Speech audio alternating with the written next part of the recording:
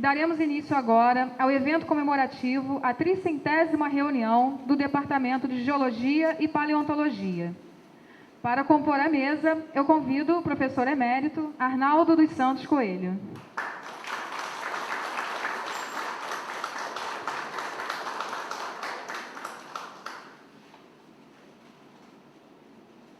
Nosso novo professor titular, Sérgio Alex Azevedo.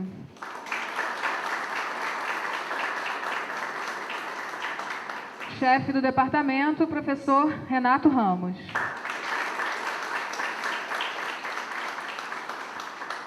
E o vice-diretor do Museu Nacional, professor Marcelo de Araújo Carvalho.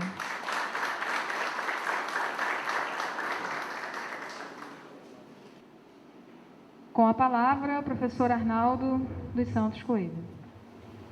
Bom, já foi uma surpresa o convite, mas essa deu ser o primeiro a falar e também não estou concordando muito. Bom, o fato é que eu tenho que agradecer e com muita satisfação ter sido convidado a participar da mesa. Só que, desde que houve o convite pelo professor Renato, eu questionei a condição de representar os demais docentes e demais funcionários no museu, porque não tive, de fato, delegação para isso.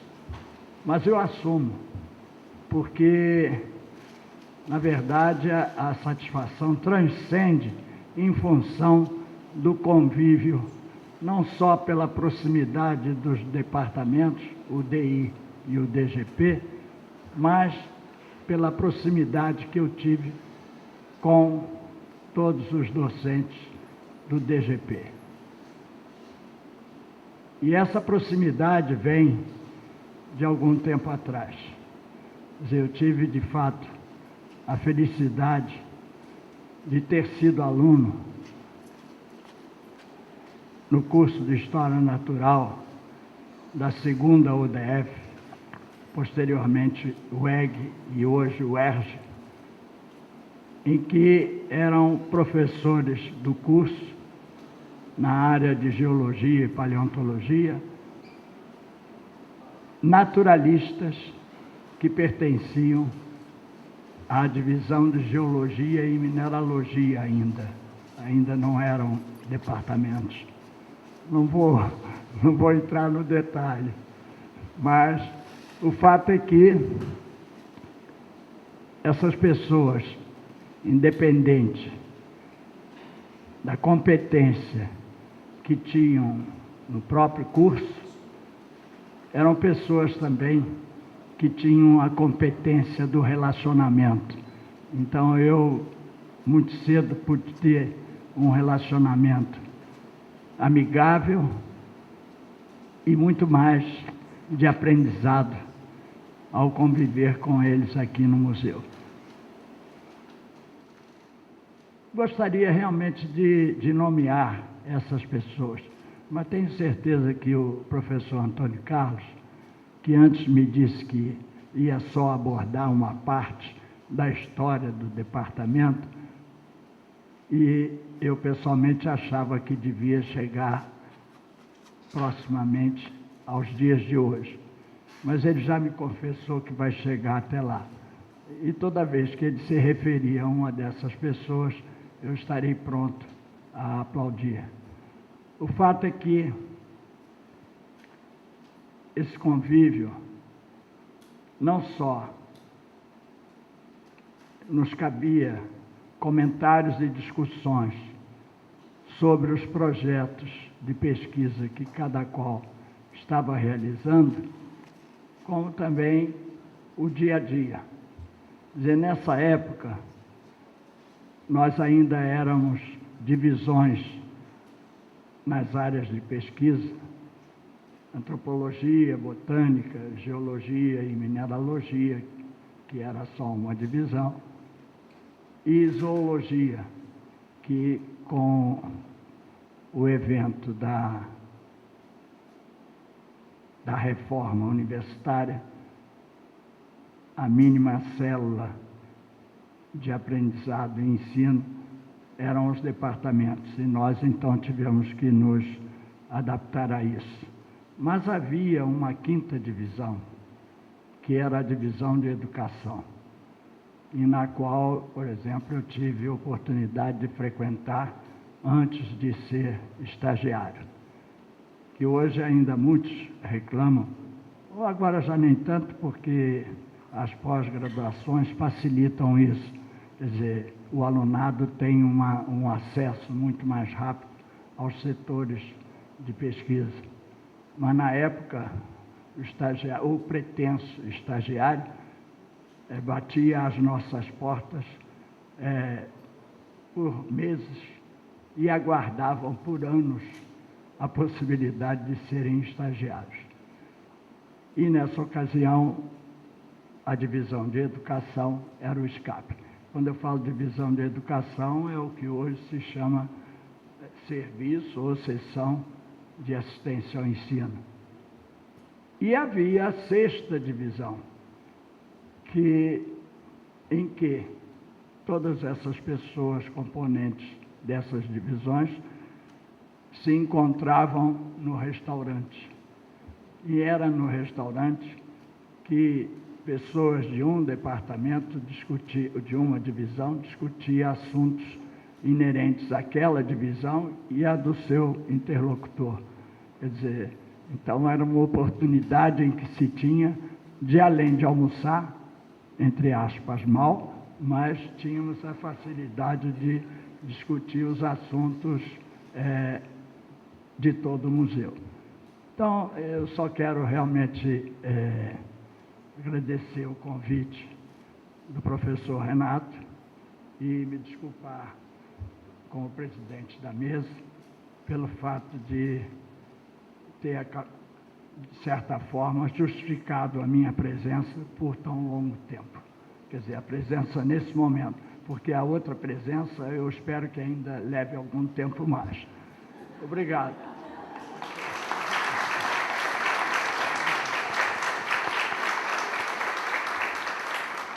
Com a palavra agora o professor Sérgio Alex Azevedo.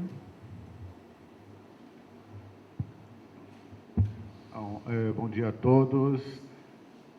A minha presença aqui nessa reunião é como membro do DGP, mas a minha convocação para a mesa, eu li lá na convocação que me chegou por e-mail, é por eu ser ex-diretor e futuro professor titular. Então é coisa do passado e do futuro. Mas, tudo bem, eu estou aqui para falar um pouco para vocês.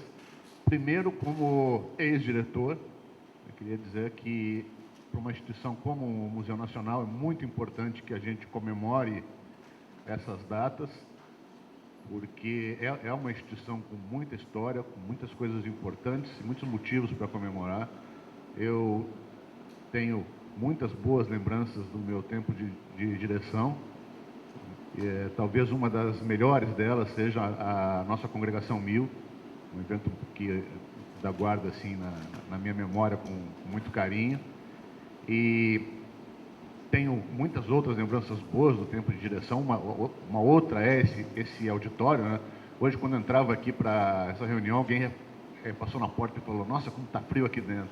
Eu me lembro do tempo em que as pessoas saíam ali fora e diziam: esse auditório é insuportável, não se pode fazer nada aqui dentro. E hoje ele está restaurado, mas não é nem isso o mais importante. O mais importante, eu acho que são os quadros, né, dos nossos ex-diretores, todos eles restaurados aí e mostrando para todos nós um pouco dessa história, dessa instituição tão importante quanto o Museu Nacional. Então, a comemoração dessas datas, eu acho que deve ser mantida, deve ser incentivada, eu vou estar sempre disposto a participar desse tipo de evento.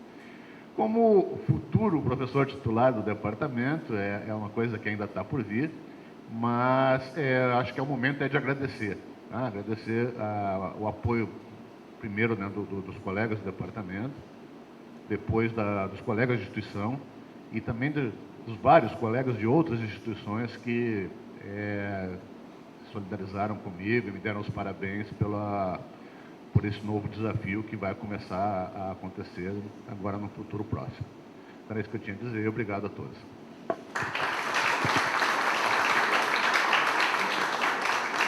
Com a palavra agora o chefe do departamento, professor Renato Ramos.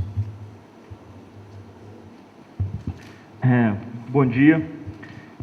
Primeiro eu queria agradecer a presença dos meus colegas de departamento, a presença de colegas de outros departamentos que estão aqui prestigiando a nossa comemoração da 300ª.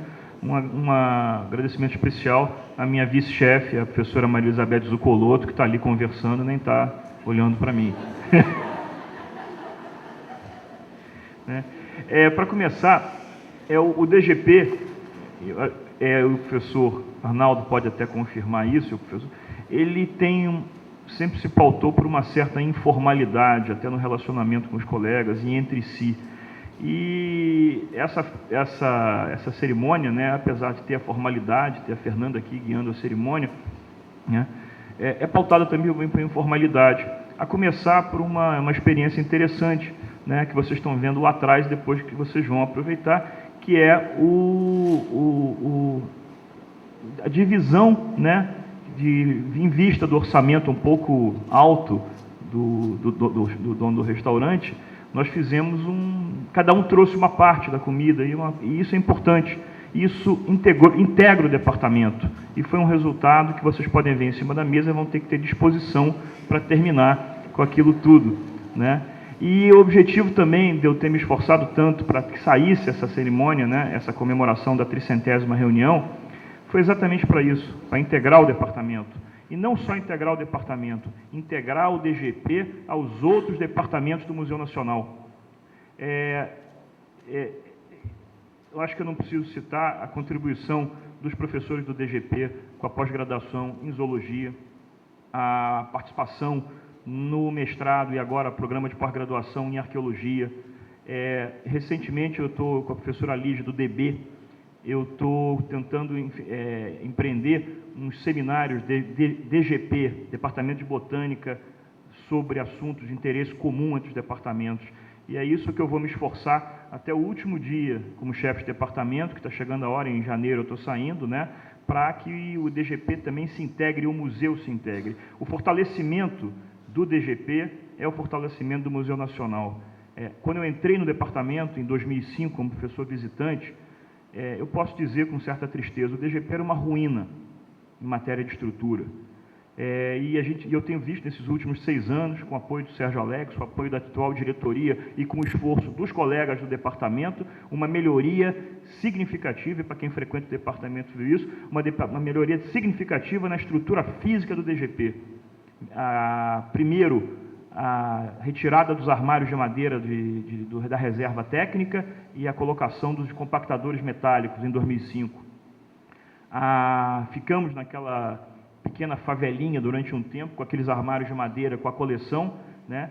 A favelinha foi removida e hoje temos um pátio interno bonito, com tanques, e as áreas comuns, o hall de entrada e os escritórios, as salas dos professores, laboratórios, vêm sendo melhorados. Isso é a primeira coisa, a estrutura física é a primeira coisa para você se sentir bem no local. Apesar de todas as dificuldades de um prédio histórico, de um prédio antigo, né? A situação hoje no DGP, a gente tem vontade, tem prazer em trabalhar naquele espaço físico. Agora, não para por aí, né? A gente pretende, né, desafios que nós temos, a criação de uma pós-graduação estrito sensu, uma exposição de mineralogia e meteorítica, que é um sonho que eu tenho, que eu vou tentar lutar até o final, para que o Museu Nacional volte a ter uma exposição de meteorítica e de mineralogia, como todo bom museu de história natural que se preza tem que ter.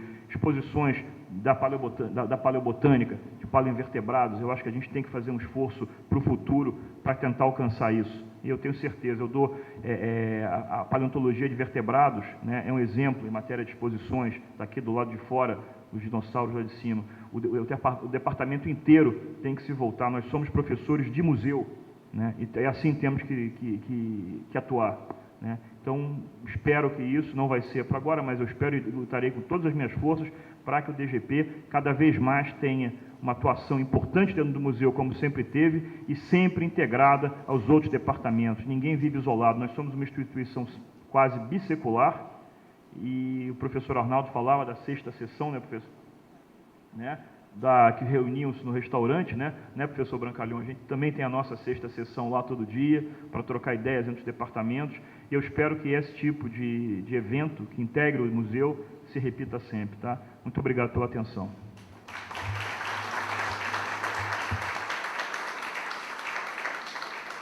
Agora com a palavra o vice-diretor do Museu Nacional, professor Marcelo de Araújo Carvalho. Bem, bom dia a todos. Eu estou aqui representando a diretora, a professora Cláudia Carvalho, que infelizmente não pôde comparecer. Inclusive lamentou muitíssimo porque a professora Cláudia trabalha conosco, especialmente no nosso curso de Geologia do Quaternário, já há algum tempo. Então, ela tem uma ligação muito forte com o nosso departamento. Inclusive, a disciplina que é oferecida pela professora Cláudia é uma disciplina obrigatória do nosso curso. E então, ela lamentou muitíssimo e pediu para eu transmitir para todos vocês sobre a importância do departamento, especialmente com relação à relação do departamento com o público através das exposições. Eu acho que todos sabem, as exposições, principalmente exposições de paleovertebrados, de dinossauro, é uma exposição que é muito procurada pelo público, talvez uma das mais procuradas pelo público em geral. E isso, evidentemente, fortalece muito o museu como um todo, né?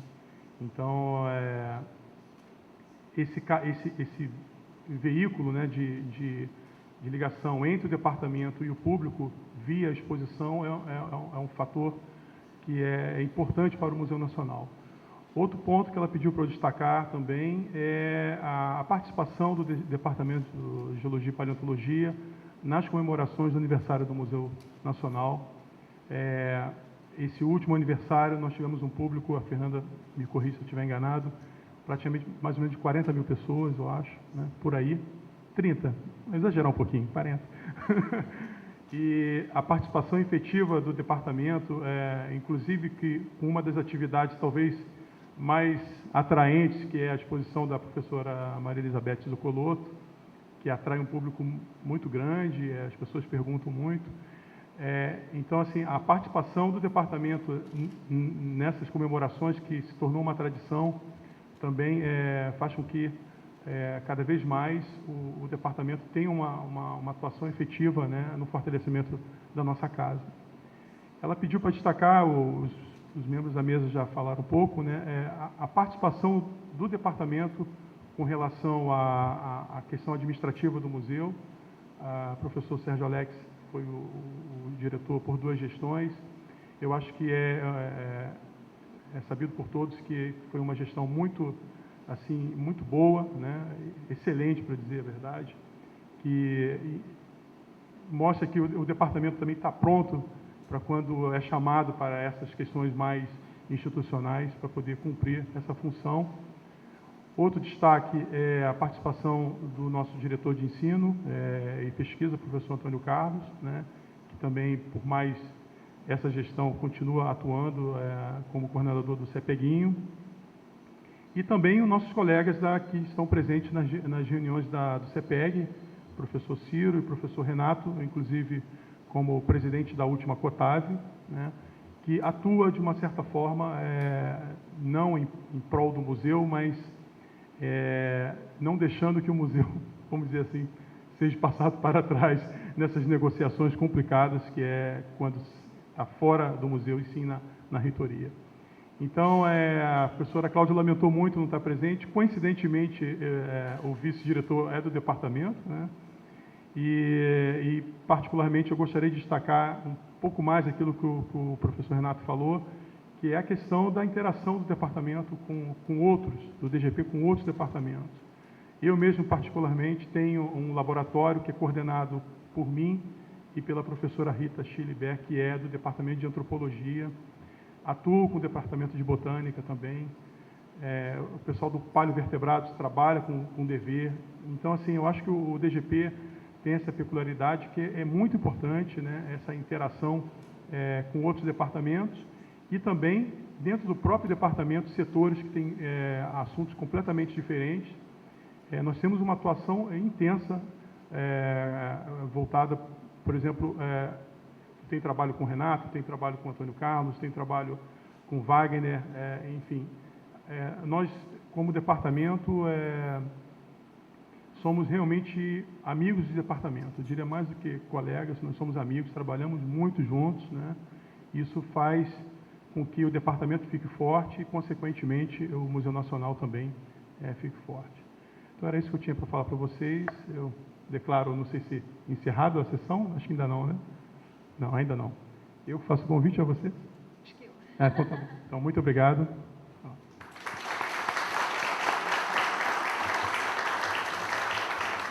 Peço agora que os membros da mesa retomem seus lugares na plateia e convido o professor Antônio Carlos Cerqueira Fernandes para apresentar a conferência Assim da Terra como dos Céus, que versará sobre a história do Departamento de Geologia e Paleontologia do Museu Nacional. Bom dia a todos. Né? Eu detesto usar microfone, que eu vou acabar ficando com o braço doendo, né? Mas me pediram, né? Eu fui convidado, e isso eu agradeço muito ao professor Renato, por essa oportunidade de falar um pouco sobre o nosso departamento, da história dele, e também, não só a ideia dessa palestra, não era só falar de uma história que fica uma coisa cansativa, né? Apenas referindo-se a datas, etc. Mas sim a gente falar um pouco de alguns fatos, de alguns personagens do Departamento de Geologia, desde praticamente a fundação do Museu Nacional, como o departamento evoluiu e quais os aspectos que eram mais importantes, né? Sobre o problema do tempo, para que não ficasse cansativo, né?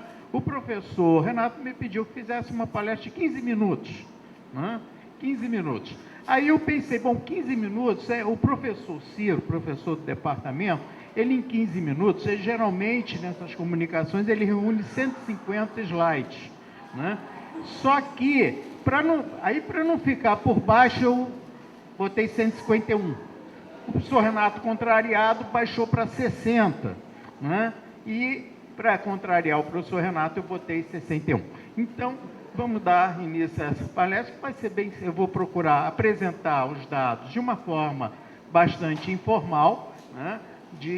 Assim, com dados gerais, porque é impossível, em 193 anos de Museu Nacional, guardar datas, nomes e dados mais aprofundados, além do que ficaria extremamente cansativo. Por favor, próximo slide, né? Para poder fazer a palestra, eu procurei um título diferente, né, dos títulos normais que se apresentam. Eu coloquei assim da Terra como dos Céus. Por quê? Por que esse título? Porque o Departamento de Geologia de quê? Minerais, rochas, fósseis. É a Terra, veio da Terra. E dos céus, não poderia esquecer, senão a professora Elizabeth Zucolot teria brigar comigo, que eu ia esquecer os meteoritos. Então, os meteoritos também estão incluídos porque vieram dos céus, né? E, nesse caso, vamos falar um pouquinho de alguns fatos e personagens da nossa história, da nossa instituição. Por favor? Aqui é só para ilustrar, né? Muita gente fala do Museu Nacional tendo como origem a Casa dos Pássaros, né? A famosa Casa dos Pássaros, que foi a primeira casa, vamos dizer assim, de história natural. Na verdade, a Casa dos Pássaros, se eu não estiver, corrijam-me depois se eu estiver errado, na verdade, ela era uma casa de produzir material taxidermizado, muito desses materiais que iam, então, para a metrópole, no caso, Lisboa. Essa Casa dos Pássaros, criada, então, seria a primeira casa de história natural, foi criada pelo vice-rei Luís Vasconcelos de Souza, né? Só que ela terminou em 1813, foi quando houve a extinção da Casa dos Pássaros. Outro, por favor. O Museu Nacional, ele veio a ser fundado mesmo em 1818, né? Por Dom João VI. Então, houve aí um interstício de tempo, né? De mais ou menos 5 anos, em que o material oriundo da Casa dos Pássaros ficou todo ele guardado. Quando o Museu Nacional foi criado, o que aconteceu? A maior parte, ou praticamente quase todo o material que tinha sido originado da Casa dos Pássaros, que estava guardado, estava totalmente deteriorado. Então, o museu, ele foi, de certa forma, criado sem quase ter material. Então, houve uma série de doações, outro, por favor, né? E o museu, criado em 1818, foi, então, incorporando doações de materiais para que viesse constituir as suas coleções. Em 1822, o Museu Nacional passa a se chamar Museu Imperial, né? Depois Museu Nacional em 1889 e, finalmente, em 1946, ele foi incorporado ao FRJ. Então, isso é só apenas para traçar uma linha geral, bem superficial, talvez com alguns equívocos, talvez, possíveis, mas só para termos uma ideia dessa evolução. Outro, por favor? Né? E é preciso sempre lembrar que quando a gente fala muito para as pessoas sobre o Museu Nacional, todo mundo lembra do Museu Nacional aqui, neste prédio. Esquece que o Museu Nacional, até em torno de 1892, ele não estava aqui, ele estava lá no Campo de Santana, na Praça da República, ocupava o prédio de lá. Então, quando a gente fala, tudo que eu falar aqui das coleções referentes ao século XIX, não estou falando neste prédio, eu estou falando do prédio do Campo de Santana. E isso as pessoas têm sempre que lembrar, né? Então, olha só, até 1892 foi quando, então, o Museu Nacional foi transferido daqui do Campo Santana, desse prédio, que ainda existe o prédio lá, né? E veio, então, para o Palácio. Foi quando houve, então, a ocupação. Havia uma necessidade muito grande dessa passagem, de vir de lá para cá, porque o espaço aqui já era exíguo para as coleções, né? E também para os laboratórios, etc. Só que a vinda daqui para cá, para a Quinta da Boa Vista, acabou se trazendo também outros problemas. Muita coisa se perdeu, muita coisa se deteriorou, né? Em termos das coleções, então, existentes. Por isso que hoje a gente tem sérios problemas quando a gente vai fazer levantamentos das coleções atuais, tentar identificar dos documentos antigos o que ainda existe nas coleções, a gente não encontra. Aonde se perdeu? Isso é um trabalho que, às vezes, de detetive, que eu e a minha equipe está tentando realizar, principalmente com relação às coleções geopaleontológicas. Outro? Bem, para termos uma ideia também dessa evolução da estrutura, né? Em particular, o DGP, que começou, na realidade, com uma terceira seção, né? Até 42, o museu não tinha divisões e seções. Ele passou a ter essa divisão aí, a partir de 1842, quando, então, foi criada as seções, principalmente a terceira, no caso, que era a de geologia, mineralogia e ciências físicas e biológicas. E aí, vai se prosseguindo, não vou ficar aqui detalhando, a evolução mais ou menos de como foi mudando, inclusive, os nomes da própria seção, né? Em 1916, ela passa a ser a primeira seção. Aí, em 31, é que aí houve uma divisão, né? E você tem, então, a divisão de geologia, divisão de mineralogia e petrografia, e outra divisão de estratigrafia e paleontologia. Então, de seção virou divisão, e em 41, aí houve agora que instituiu-se uma outra divisão, reunindo as duas anteriores. Em 71, né, criaram-se 2 departamentos, tá? E novamente, e em 79, novamente, os departamentos foram unificados. Enfim, idas e vindas, separando, juntando esses departamentos, ligando a geologia e a paleontologia. Então, é mais ou menos só para a gente entender. Não vamos nos ater muito a esses detalhes, porque senão vai ficar confuso a apresentar às pessoas. Outro, por favor? Vamos falar um pouquinho do século XIX, né? O século XIX é um século onde o museu estava se desenvolvendo, estava se montando para poder ter coleções, no sentido até de se criar uma instituição aos moldes dos museus europeus. E aí havia necessidade premente de quê? De coleções, né? A primeira coleção efetiva, outro, por favor?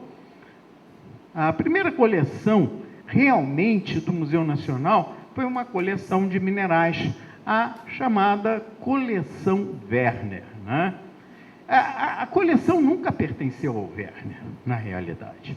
Essa coleção, ela foi elaborada nos finais do século XVIII, tá? E, segundo disse, né, a coleção foi classificada, todos os minerais foram classificados, teriam sido classificados pelo Werner, né, um grande mineralogista lá de Freiberg, né?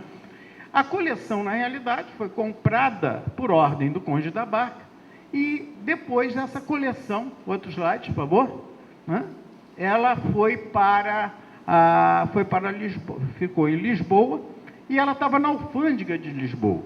Por alguma razão, ela estava encaixotada. Ainda não consegui pegar bem esses dados, mas ela, depois de estar encaixotada, ela foi descoberta ou examinada por um tenente-coronel, o Carlo Antonio Napione, que era um mineralogista italiano, lá do Piemonte, lá de Turim. E ele foi para Portugal, onde ele foi trabalhar, e, por algum motivo, que ainda não conseguimos descobrir, ele foi examinar o material que estava na alfândega de Lisboa, e eram os minerais da coleção Werner. Ele viu a importância desses minerais. Exatamente quando isso aconteceu, eu não sei precisar. O fato é que o Napione, por ser mineralogista, e ter um grande conhecimento, principalmente na parte militar, parte de pólvora, etc., ele acabou vindo com a família real, em 1807, para o Brasil. É possível que a coleção Werner tenha vindo exatamente nessa época, junto com a família real, para o Brasil.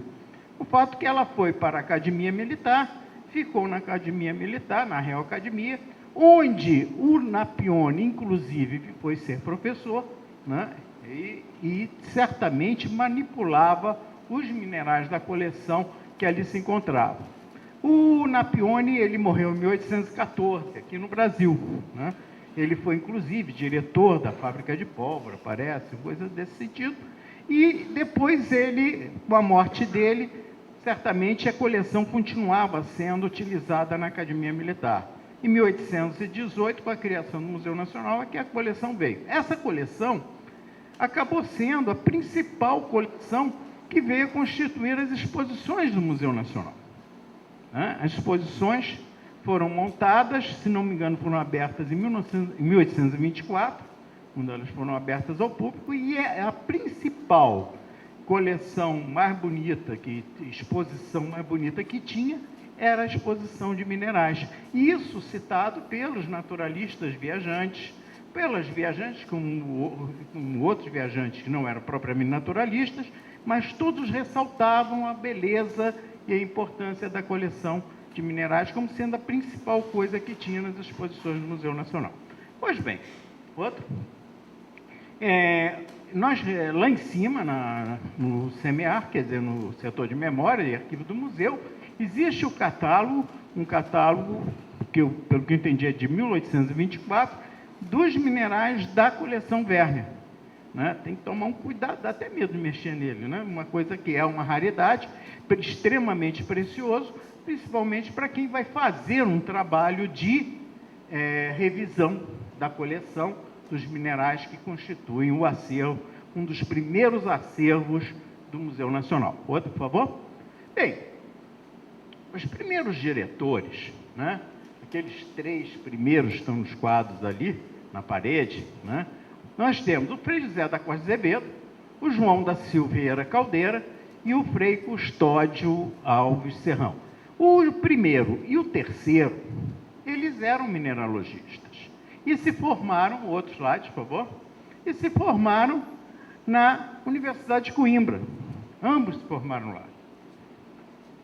Recentemente, tentando achar a documentação deles na Universidade de Coimbra, eu consegui encontrar do Zé da Costa Azevedo a matrícula dele no 2º ano do curso lá de filosofia. Eu disse, mas no 2º ano? E a matrícula do primeiro? Não achei. Só tem a do 2º. Curiosamente, não tem a matrícula no 3º e não tem a matrícula no 4º. Não é desse. Então, a gente falou, mas vem cá, ele só fez o 2º ano? Não sei, alguma coisa ocorreu, o fato que só encontrei a matrícula do segundo ano. O outro diretor, que é o Frei Custódio Alves Serrão, tem a sua matrícula. Essa é a matrícula dele no primeiro ano filosófico, tá vendo? Tem a data, está mais ou menos por aqui, tá?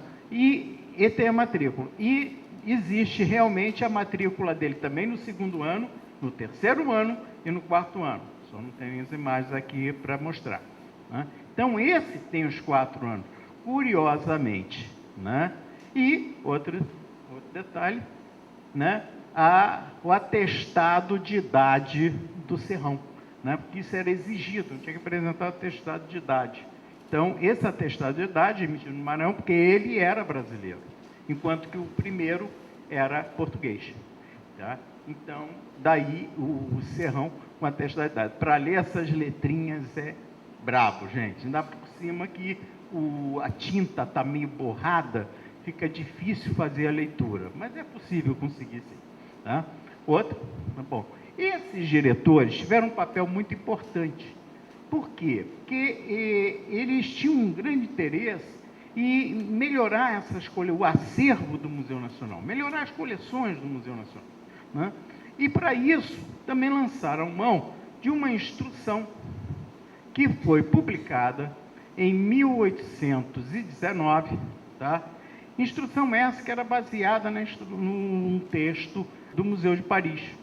Na verdade, o texto de Paris era como os naturalistas, antes deveriam preparar as coleções, né, coletar, preparar, guardar e remeter para o museu.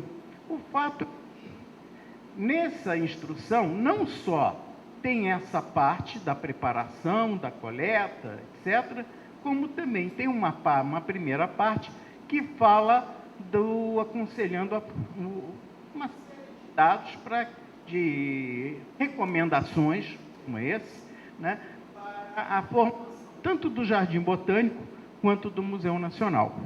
Uma das duas eram principais, entre todas as recomendações, 2 recomendações eram muito interessantes.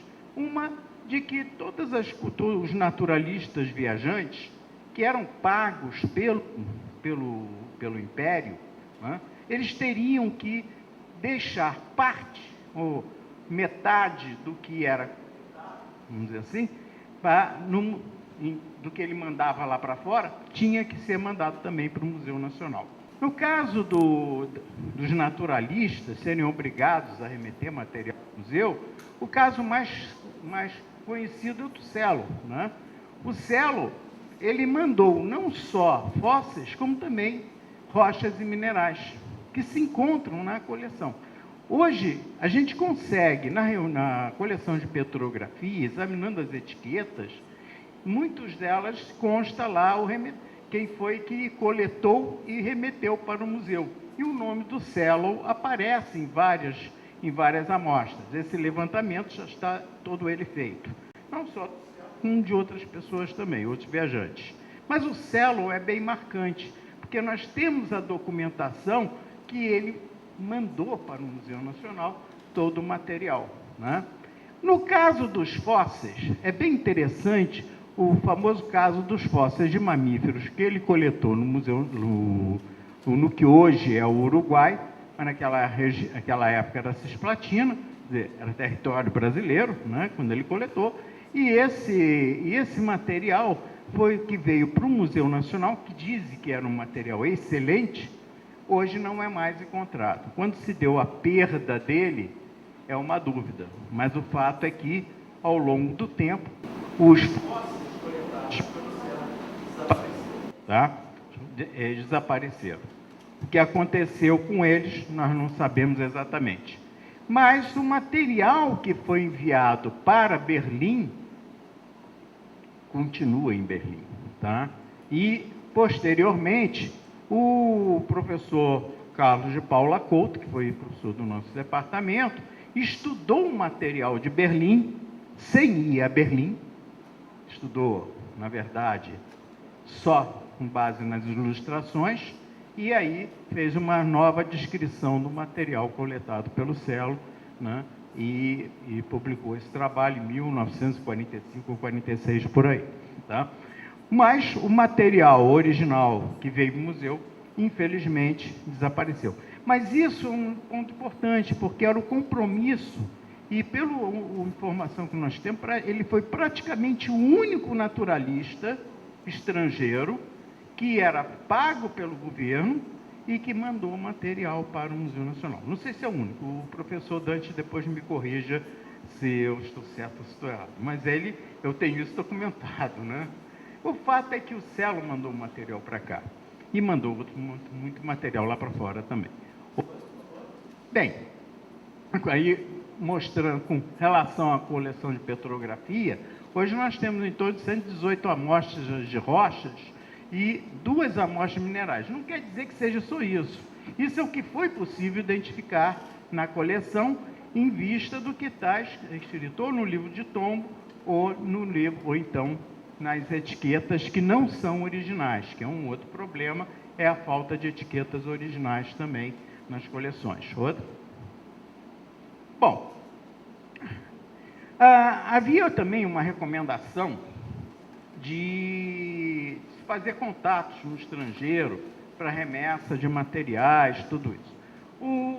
Curiosamente, né, data de mais ou menos 1836, uma coleção que veio da Itália, enviada por um italiano chamado Michelotti. Né? O Michelotti, né, Giovanni Michelotti, ele mandou uma coleção de conchas, tá? No caso, foi possível identificar por 2 fatores super interessantes. Primeiro, por um documento. Segundo, por causa da procedência do material.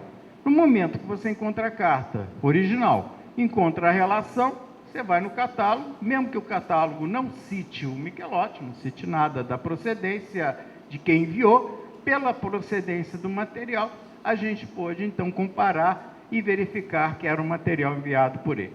Tá? Quer dizer, foi uma recuperação de informação. Então, Michelotti, a primeira coleção de conchas fósseis, né, estrangeiras no Museu Nacional, foi enviada pelo Michelotti, que, na verdade, ele queria fazer apenas um intercâmbio. Ele era um paleontólogo, estava começando naquela época, advogado, mas interessado pela natureza. Ele, então, mandou o material e queria, em troca, curiosamente, corais, formas atuais, porque tinha interesse nesse tipo de estudo lá na Itália. Né? Há poucos anos atrás, esteve aqui, mais ou menos em 2006, teve aqui um italiano, o Vittorio Pani, que é lá de Aveno, próximo a Turim. Ele veio ao Museu Nacional, deu aqui até uma palestra, aqui nesse mesmo auditório, e eu comentei sobre a coleção Michelotti, sobre esse material. Ele foi examinar o material. O Vittorio é um profundo conhecedor da geologia daquela região e dos fósseis. Ele tem uma coleção, inclusive na casa dele, belíssima, de fósseis. E ele, quando bateu os olhos, ele foi dizendo exatamente de cada lugar de onde tinham vindo os fósseis.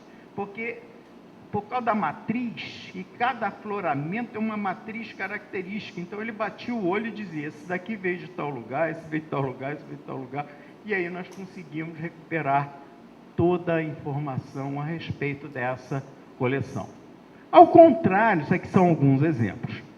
Em 1837, uma nova coleção veio para o museu, mas veio do Vaticano.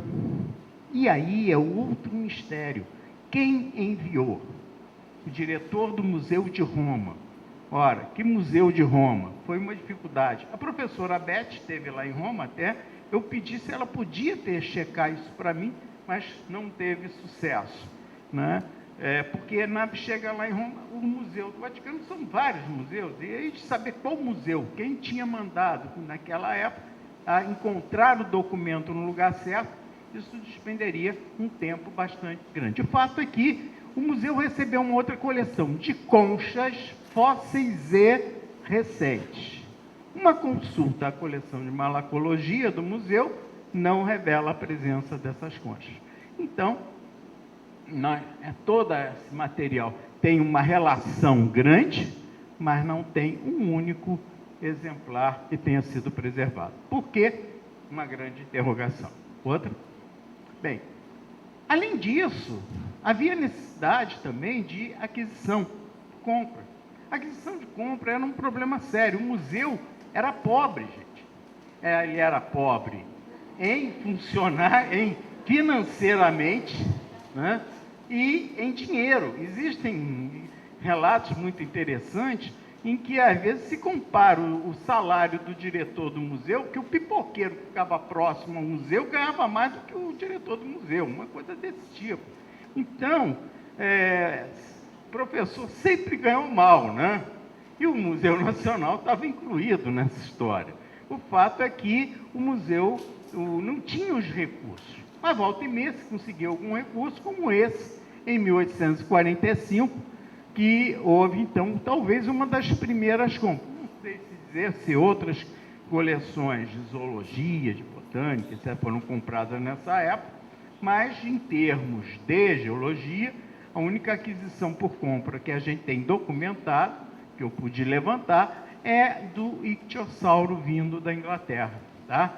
Esse exemplar encontra-se no acervo ainda do Museu Nacional, e durante muitos anos, tanto lá no Campo Santana, como aqui mesmo, né, no prédio aqui da Quinta da Boa Vista, esse exemplar ficou, esse maior ficou exposto, né, nas exposições. O João até colaborou com alguma informação, a professora Deise ficou também feito maluca procurando o exemplar, né, que estava pedindo para a gente, tinha que achar o exemplar, tinha já.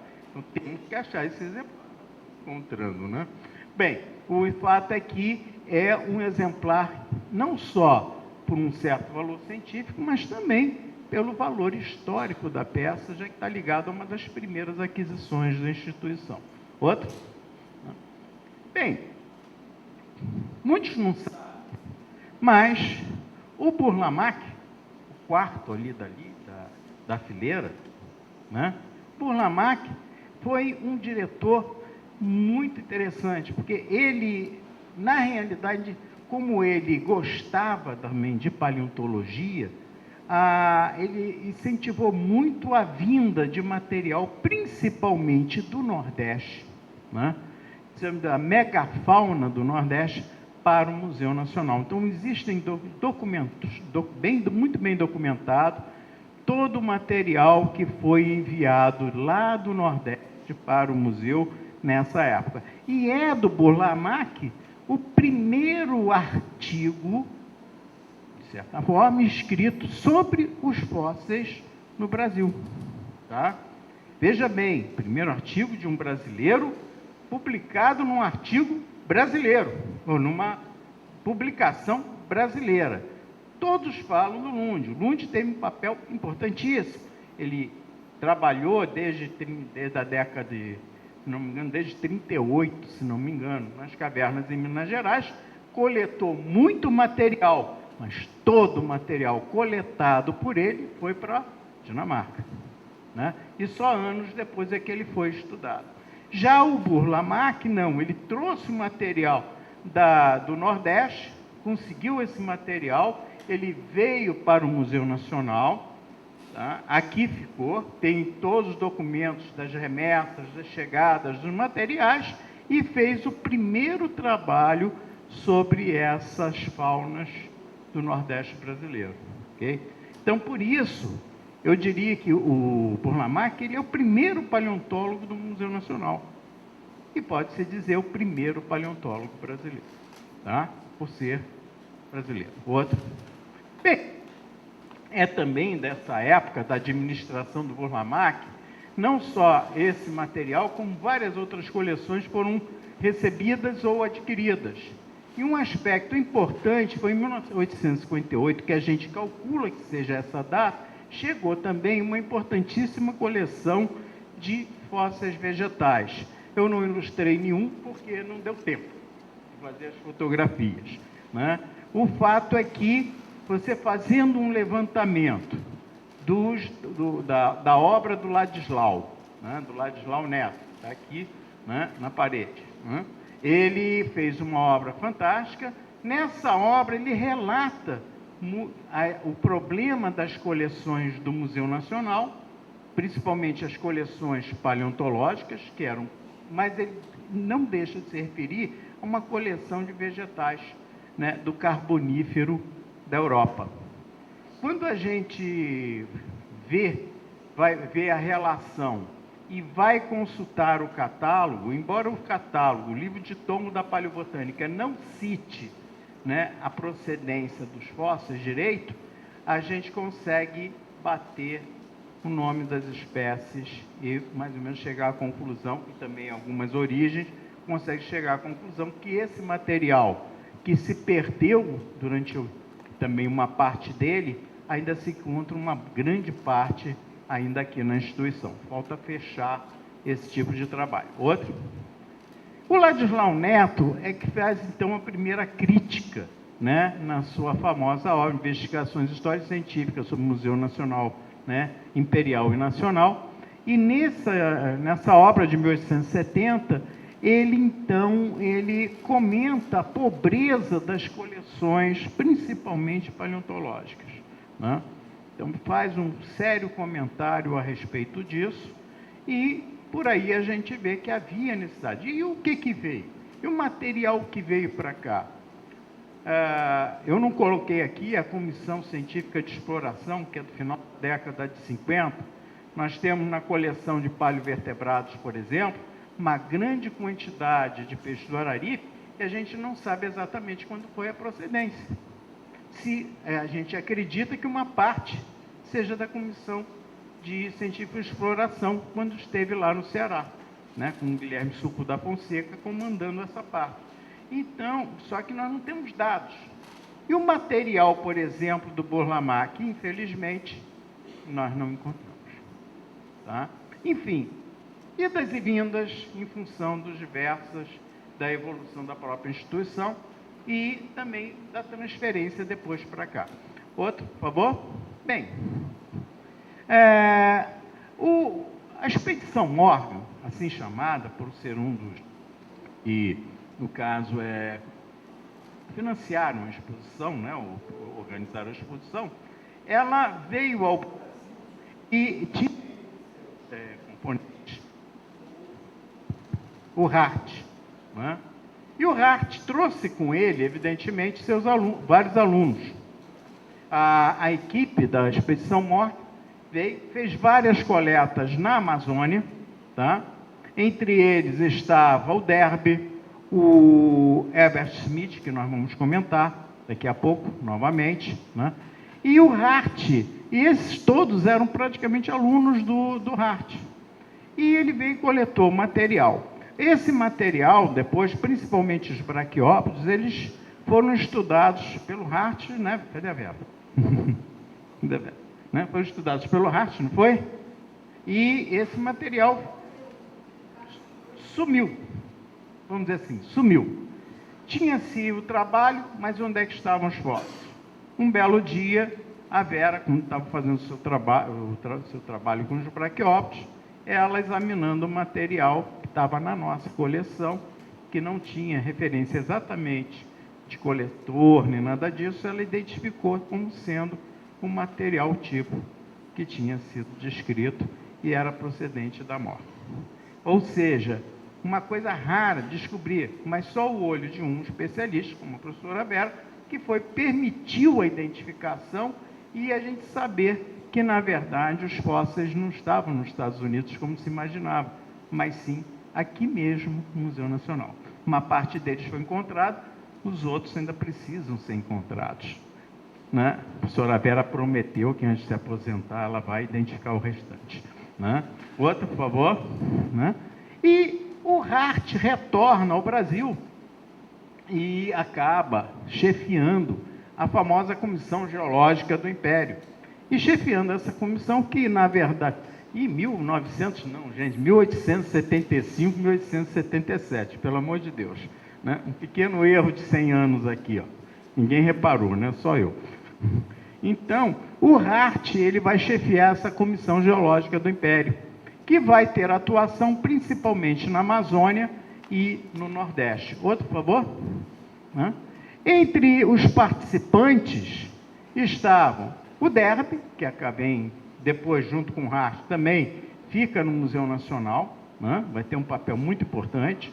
O Ratchman, Branner, Wagner, Carpenter, Pacheco Jordão, Zé de Freitas, o Marc Ferrez, que foi aquele grande fotógrafo, foi fotógrafo da comissão.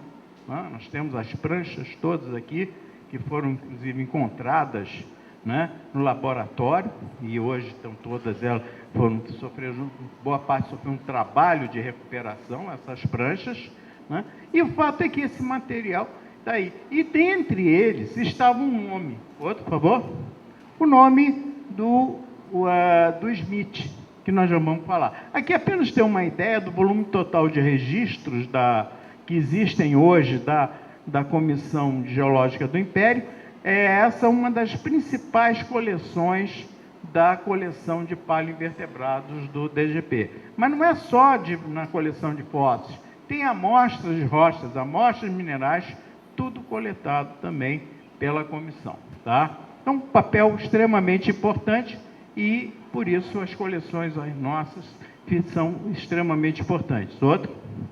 O Derby teve um cuidado especial, Ele mandou para o Mason, e para o White o estudo desse material. Para o White, ele mandou um material do Nordeste, que acabou sendo publicado, nos arquivos do Museu Nacional. Papel importante. Depois o material todo retornou e encontra-se na nossa coleção. O mesmo fez o Joe Mason, que veio o material, encontra-se então na nossa coleção. Outro, por favor? Correndo um pouco, porque é do tempo. E aí você tem várias... A comissão teve um papel tão importante. Por que importante? Porque quando a comissão foi criada e ela atuou, ela não era do Museu Nacional. Só que o Hart e o Derby eram para o Museu Nacional depois. E todo o material, e ao vir para o museu com a extinção da comissão, eles trouxeram o material da comissão para o Museu Nacional. E aqui ficou, Bem, onde? Na terceira sessão. Ora, livros sobre Hart, livros sobre o Derby, já existem várias obras, mas essas são obras mais importantes, como a do Marcos Freitas e a do Tosato, para quem quiser fazer se inteirar um pouco mais sobre isso. Outro, por favor? Em 1872, com a presença de Dom Pedro II, houve uma reunião da Academia Botânica, lá da França, e nessa reunião, o Adolphe Brongniart fez a descrição de um fóssil. O fóssil que ele descreveu foi o primeiro fóssil vegetal descrito para o Brasil, que é o Psaronius brasiliensis. Mas a história é bem mais interessante do que simplesmente uma descrição. Primeiro, que o fóssil, ele saiu do Brasil para a França, parece que em 1839. Foi levado por um francês que pegou um pedaço desse tronco e levou para a França, para ser estudado pelo Brongniart. E o Brongniart veio estudar, mas só muitos anos depois. Ele identificou, mas a descrição oficial não era feita. Não havia um artigo, não havia um trabalho sobre esse fóssil. E ele já tinha sido ilustrado com esse nome, mas sem a descrição formal. Em 1872, quando Dom Pedro estava na sua primeira viagem à Europa, estava lá em Paris, Dom Pedro foi convidado, então, para participar de uma reunião da Academia de Botânica, e da Sociedade Botânica da França. E nessa reunião, Dom Pedro sentou-se à frente, na fileira da frente, chegou a ser convidado para compor a mesa, mas se recusou. Isso está escrito na ata da reunião. Ele se recusou, dizendo que ele preferia ficar entre os assistentes. Dom Pedro, então, assistiu a toda a conferência e logo em seguida o Brongniart fez a apresentação, foi logo o primeiro trabalho que foi apresentado. E o Broniart, depois de ter feito a apresentação, o material, então, foi seccionado. Um exemplar foi para o Museu de Londres, para uma coleção em Estrasburgo, um exemplar ficou no Museu de História Natural de Paris e uma fatia, que são isótipos, né, veio, então, para o Museu Nacional e até hoje se encontra na nossa coleção. Tá? Graças a Deus. Essa uma salvou também, né? Bom, então uma história até interessante, porque Dom Pedro acaba sendo envolvido em outros fatos também relativos às suas visitas à Europa. Outra, por favor. Eu tinha falado do Smith, né? Do Smith. O Smith, ele fez uma série de coletas em Mato Grosso, principalmente, enviou um material para o Museu Nacional.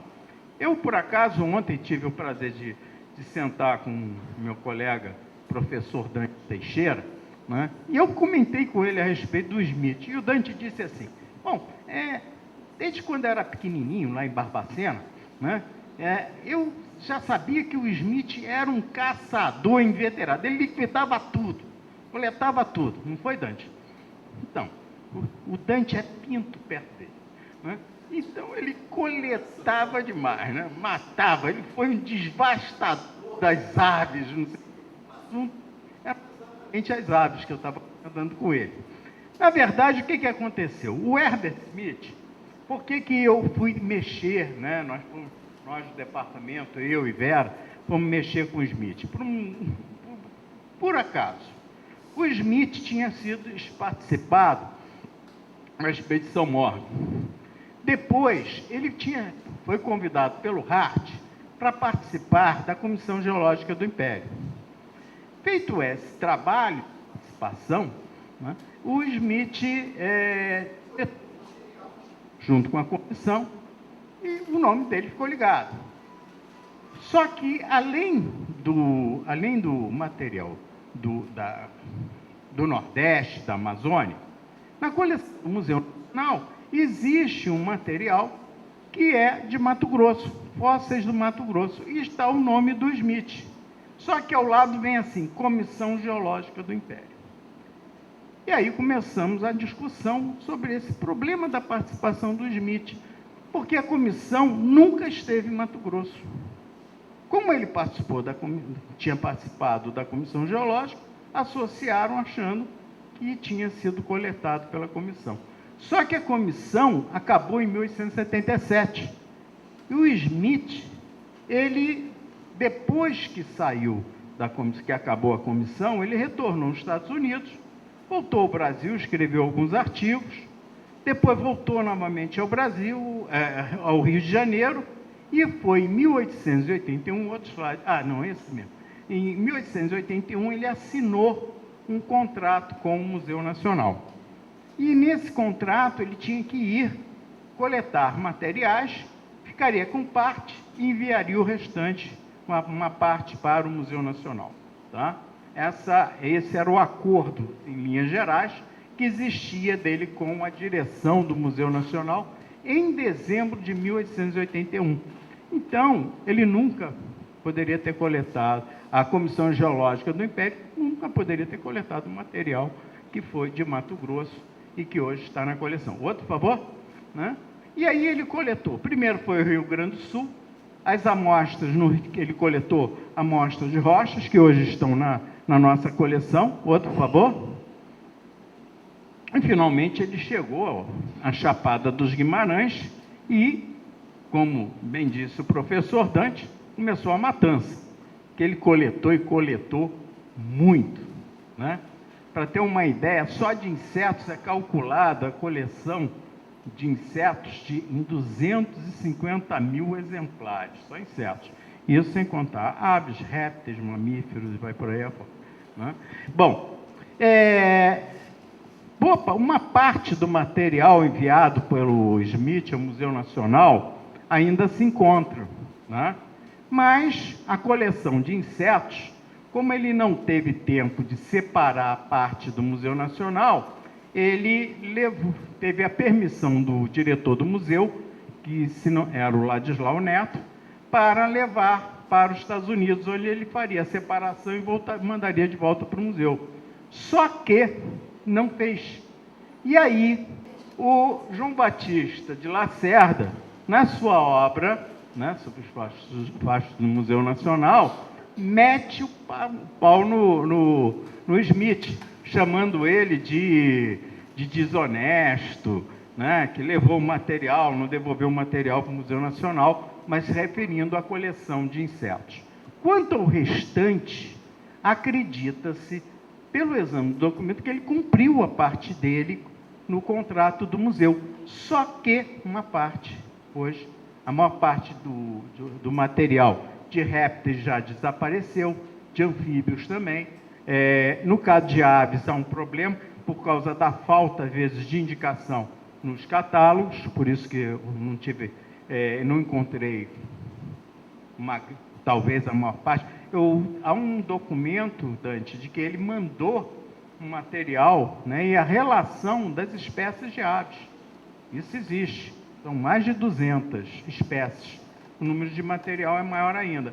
Só que não tem como bater no catálogo, tem que fazer um trabalho de muito tempo, de muita dedicação para identificar o que é realmente do Smith, o que era o que não é. Né? Com relação a isso, eu não posso fazer nada. Né? Bom, seguindo, outro, né? E coletou os fósseis também na Chapada, que hoje se encontram na coleção. Outro, por favor? Bem, também tem a pedra que veio do céu, não é, Beth? Né?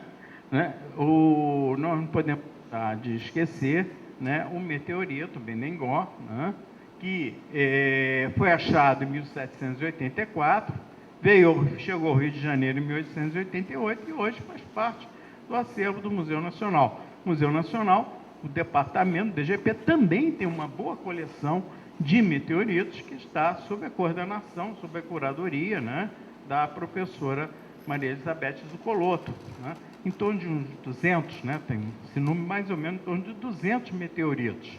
O número pode parecer pequeno, mas o valor da coleção é extremamente grande. Né? Outro? Né? Uma coisa super interessante também com relação a Pedro II, né? Talvez o fóssil mais antigo, não em idade geológica, mas em tempo no Museu Nacional, seja exatamente esse exemplar de equinoide, tá? Silicificado, que se encontra na coleção de mineralogia e que é atribuído talvez, a coleção original da Dona Leopoldina, né? A mãe de Dom Pedro II. Okay? Acredita, há uma indicação sobre isso, ninguém pode provar. O fato é que esse fóssil realmente, ou ele veio da Alemanha, ou talvez da Inglaterra, uma coisa desse tipo. Talvez seja até fácil para quem seja um especialista conseguir identificar o verdadeiro local de procedência, porque a ocorrência é relativamente limitada. Tá? O fato é que esse seria o mais antigo fóssil, vamos dizer assim, da nossa coleção, mas que só entrou para a nossa coleção depois que o Dom Pedro foi exilado, que aí então toda a coleção do imperador foi então incorporada, ele doou a coleção dele, todo o material, que é o chamado Museu do Imperador, como bem coloca a Regina Dantas. Né? Bem, outro. E uma coleção também que era desconhecida, mas era justamente lá, existe um catálogo lá no CMA, em que você tem uma coleção de conchas fósseis. Em 1872, ele ganhou uma coleção de conchas. E essas conchas fósseis vieram, então, para o Museu Nacional. Hoje, a gente pode localizar isso no acervo e toda a coleção, junto com o catálogo, pode ser identificada. Outro, por favor? E aqui é mais ou menos um exemplo, né, da coleção de conchas. Outro. E aqui algumas amostras, todos eles da Bacia de Paris. Ou seja, o museu cheio de vários pequenos tesouros, né? Vamos dizer assim. Outra, né? Aqui também o material da coleção do imperador, né? Outra, e sem falar também material que ele recebia, como lava do Etna, né? Um relatório da época, tá? Outra, e até mesmo medalhões cunhados na lava, vindos provavelmente de lava do Vesúvio, é o que se atribui. Outra. E inicia-se então o século XX, não podia deixar de citar a obra de Betim Paz Leme, que é a evolução da estrutura da Terra, né, da geologia do Brasil. Betim Paz Leme é o terceiro ali da carreira do outro lado, mas é importante porque ele usou as coleções do museu para mostrar a história evolutiva do nosso planeta. É bem interessante e ali a gente descobre muita informação sobre as antigas coleções do museu e o destino delas. Outra. De 40 a 80, outra, como o professor Arnaldo estava esperando, não sei se está completo, eu acho que talvez tenha esquecido, posso ter esquecido algum nome, foi feito um pouco às pressas, mas várias pessoas docentes tiveram um papel importante no departamento. Então, Amaro Barça Andrade, Magalhães Macedo, Baldomero, professor Cândido, Carlos Paula Couto, Emanuel Martins, Fausto Cunha, Zé Henrique Milan, Maria Marta Barbosa, Ney Vidal, Thais Galvão, Walter da Silva Curvelo, são os professores. Aqui umas fotos deles, todos tiveram um papel importante, mas a foto mais interessante é a próxima. Próxima foto? É essa daí, em que você tem exatamente essas pessoas. Aqui o Macedo, né? O Candinho, professor Candinho, professor Curvelo, aqui é o fotógrafo do museu, Moacir, professor Amaro, professor Baldomero, professor Fausto. E aqui eu. Né? Começando, eu não sei a data dela, mas essa foto é daquela época, eu era orientado do professor Candinho, né? E era aquela época que ali atrás era a sala do professor Arnaldo, né? E eu, às vezes, ia lá falar com o professor Arnaldo com muito medo dele, né? Com medo do professor Arnaldo. Tinha lá, professor, posso dar uma palavrinha com o senhor? Ele olhava muito sério para mim assim, pode. Aí eu conseguia falar com ele, né? Mas sempre o professor Arnaldo sempre foi gentil, sempre recebeu todos muito bem. E nessa, então, aqui, essa professor Arnaldo. Aí eu prestei atenção à fala do professor Arnaldo, que ele fala da sexta sessão, né, professor? Que era no restaurante. Talvez a gente pudesse dizer que isso aqui era uma outra sessão, porque essa foto era uma coisa que acontecia praticamente todos os dias, quase todos os dias, no final do expediente. No final do expediente, às vezes ficávamos aqui, depois das 5 horas da tarde, íamos todos para a porta do departamento, e ali, depois, podiam durante o dia quase se esfaquearem, mas nessa hora era sempre um papo agradável, sempre conversando, trocando experiência. O professor Arnaldo deve lembrar bem dessa época, né? Que as pessoas ficavam... Hein?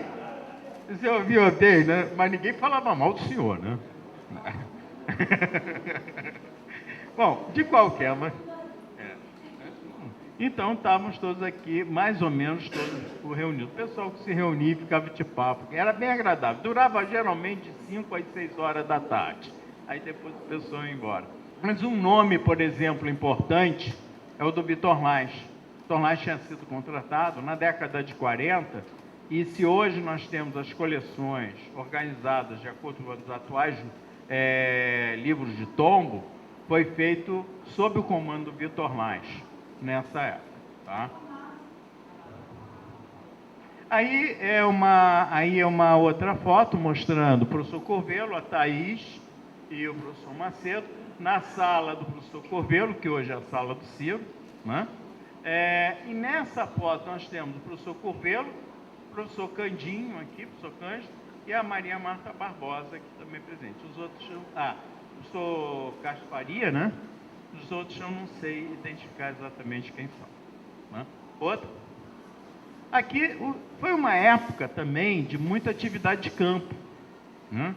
Principalmente pelo professor Cândido e pelo professor Fausto.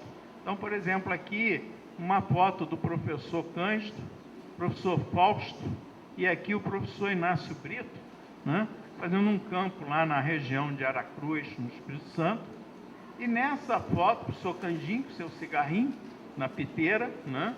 E o professor Fausto em Tremembé, né? Também na década de 70, essa foto. Exatamente a data certa eu não tenho. Outro.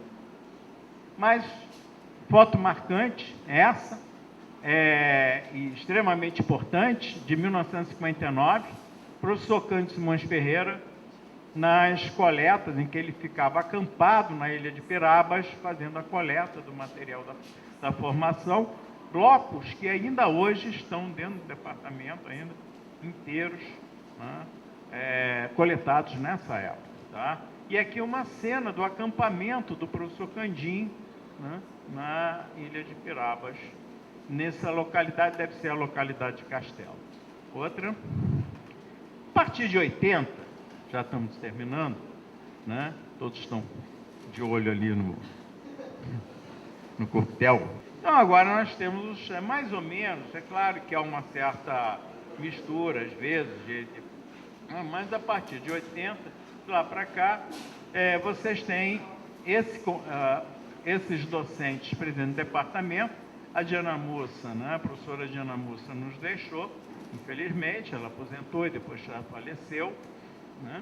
E aí tem o Kellner, eu, Ciro, Eliane Guedes, que é a nova professora do departamento, o João Wagner, Marcelo, a Elizabeth, desde 97, uma das mais antigas também, e o Renato, Sérgio e a professora Vera. Então, em ordem alfabética. Outro. E, como técnicos, o departamento tem a Deise, a técnica mais antiga, não podemos falar isso, devia ter pagado a data, mas tudo bem, né? A Luciana, desde 2008, né? O Orlando, que é um dos mais novos, a Sara Nunes, que entrou agora há pouco, a questão de um mês, uma coisa assim, né? E aí o João, o zoólogo, e nós temos também os técnicos em paleontologia, que entraram agora para o departamento. Culpa sua, eu mostrei a lista para você. O Emeraldo, que esqueceu, né? Não houve intenção de esquecer o Emeraldo, e o professor visitante, que é o Gustavo Ribeiro de Oliveira. Né? Então, gente, essa é mais ou menos a composição. Entre os feitos do departamento, não podemos esquecer que foi citado pelo professor Renato, né? A recomposição da sala das coleções, agora com os armários deslizantes, né? Outra. As várias facetas, né, de atividades do departamento, como exposições, trabalho de preparação de fósseis, o trabalho de micropaleontologia, né, a sala de aula do DGP, né? Então, tentando mais ou menos mostrar que o departamento ele tem várias facetas de atividades. Outra, atividades também de campo, de projetos de grande envergadura, como esse que foi na Antártida, além de ir para a parte histórica, não pode deixar de consultar essas duas obras, a obra do Ladislau Neto e do João Batista de Lacerda. Tá? Não também, quem quiser fazer comparações sobre o que tinha nas coleções e o acervo atual, também é importante a obra de Betim Paz Leme, tá? E os dois grandes trabalhos que foram feitos pela Silvia Figueroa e pela Margarete Lopes, em que o museu está no centro das atenções, principalmente o trabalho da Margarete, que é uma verdadeira fonte de informações sobre documentos, etc., particularmente ainda no século XIX. Tá? Outro. Meus agradecimentos à chefia do departamento, setor de memória, que sempre possibilitou o trabalho, né, junto às coleções, à Biblioteca Museu Nacional, aos colegas, alunos e estagiários do Museu Nacional, né, que eu tenho sempre contado com o apoio de vários colegas de outros departamentos, sempre que envolve coleções de outras áreas, do CNPq, que tem financiado as atividades de pesquisa, e outro. Obrigado.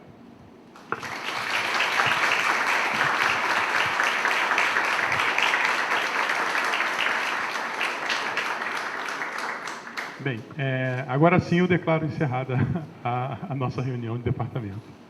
O Museu Nacional agradece a presença de todos e convida para a confraternização que vai acontecer aqui na entrada do auditório. Bom dia.